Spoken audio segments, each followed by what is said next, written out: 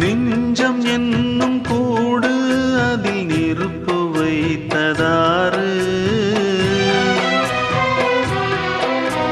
துன்பம் வந்த போதும் அதை துடைப்பதிங்கு யாரு?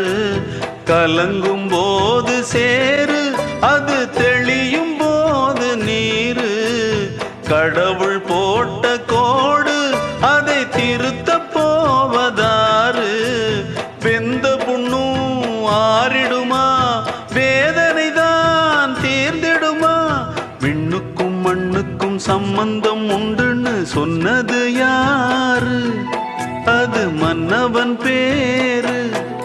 அந்த வானத்தை போல மனம் படைச்ச மன்னவனே, பனி துளிய போல குணம் படைச்ச தென்னவனே.